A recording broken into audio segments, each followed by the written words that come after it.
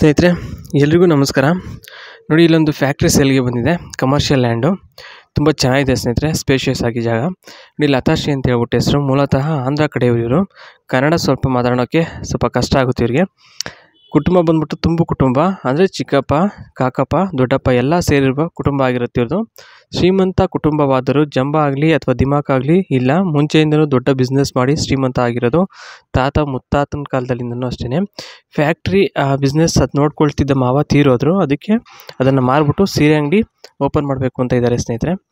ಇನ್ನು ಒಂದನೇದು ಬಂದ್ಬಿಟ್ಟು ನೋಡಿ, ಇಲ್ಲಿ ಏನಂತ ಹೇಳಿದ್ದಾರೆ ಅಂದರೆ, ಫ್ಯಾಕ್ಟ್ರಿ ಬಗ್ಗೆ ಸಿಟಿಯಿಂದ ದೂರ ಇದೆ, ವಿಶಾಲವಾದ ಜಾಗ. ಯಾವ ಕೆಲಸನೂ ಮಾವ ಕೆಲವೊಂದು ಸಲ ಫ್ಯಾಕ್ಟ್ರಿಯಲ್ಲೇ ಮಲಗ್ತಿದ್ರು, ಮನೆಗೆ ಬರ್ತಿರ್ಲಿಲ್ಲ. ಗಂಡನೂ ಅಷ್ಟೇ. ಅಂಥ ಸಂದರ್ಭದಲ್ಲಿ ಸ್ನೇಹಿತನ ಜೊತೆ ಮಲಗ್ತಿದ್ದೆ ಅಂತ ಇಲ್ಲಿ ಹೇಳಿರ್ತಕ್ಕಂಥದ್ದು ಸ್ನೇಹಿತರೆ. ಅಷ್ಟೊಂದು ಕಷ್ಟಪಟ್ಟು ಬೆಳೆಸಿರೋ ಅಂಥ ಒಂದು ಫ್ಯಾಕ್ಟ್ರಿ ಆಗಿರುತ್ತೆ ಸ್ನೇಹಿತರೆ ಇದು.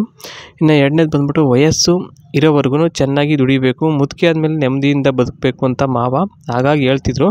ಆ ನೆನಪು ಇನ್ನೂ ಸಹ ಮರ್ತಿಲ್ಲ, ಮರೆಯೋಕ್ಕೂ ಸಹ ಸಾಧ್ಯತೆ ಇಲ್ಲ. ಅಷ್ಟರ ಮಟ್ಟಿಗೆ ತಲೆಗೆ ಹೋಗಿದೆ, ಅಂದರೆ ಚೆನ್ನಾಗಿ ಅರ್ಥ ಆಗಿದೆ ಅಂತಕ್ಕಂಥದ್ದು ಇಲ್ಲಿ ಹೇಳಿದ್ದಾರೆ ಸ್ನೇಹಿತರೆ.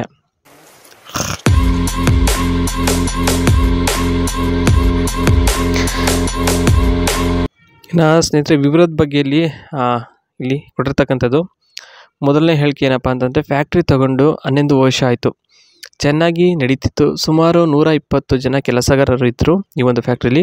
ಅವರಿಗೆ ಬೆಳಗ್ಗೆ ಹೊತ್ತು ತಿಂಡಿ ಹಾಗೂ ಕಾಫಿ ಟೀ ಎಲ್ಲ ಫ್ಯಾಕ್ಟ್ರಿ ವತಿಯಿಂದನೇ ಸಿಗ್ತಿತ್ತು.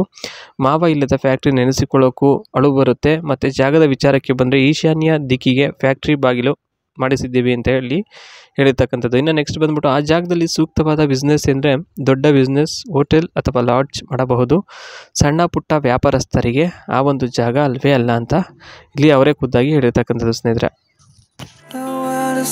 But we stayed, 'cause we